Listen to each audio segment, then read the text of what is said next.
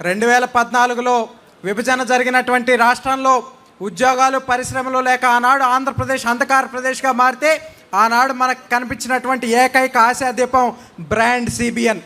ఆనాడు యువత సామర్థ్యాన్ని నమ్మిన ఏకైక నాయకుడు నారా చంద్రబాబు నాయుడు గారు.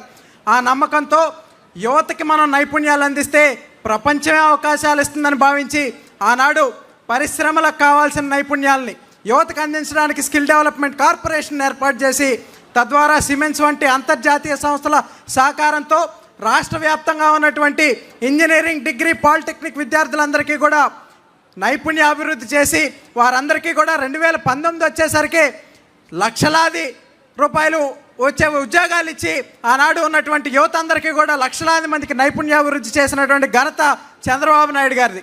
మరి ఆనాడు మనం చూసుకున్నట్లయితే విభజనతో నలిగిపోయినటువంటి రాష్ట్రానికి మరి ఒక నైపుణ్య విప్లవం ద్వారా కొత్త ఊపిరిలోది ఇండియా స్కిల్ రిపోర్ట్లో సైతం ఆంధ్రప్రదేశ్ని అగ్రభాగాన్ని నిలిపిన నాయకుడు మన నాయకుడు నారా చంద్రబాబు నాయుడు గారు.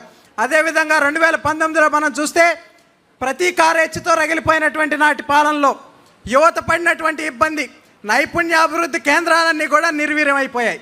ఆ తర్వాత 30 లక్షల మంది నిరుద్యోగ యువతకి ఆంధ్రప్రదేశ్ రాష్ట్రంలో ఉద్యోగాలు కల్పించాలని 2019కి ముందే చంద్రబాబు నాయుడు గారు ప్రణాళికలు వేస్తే జగన్మోహన్ రెడ్డి అధికారంలోకి వచ్చిన తర్వాత వాటన్నిటిని కూడా తుంగలోకి తొక్కి అందరి కళని కూడా చిత్రం చేసినటువంటి ఆ ఘనత జగన్మోహన్ రెడ్డికే దక్కుతోంది.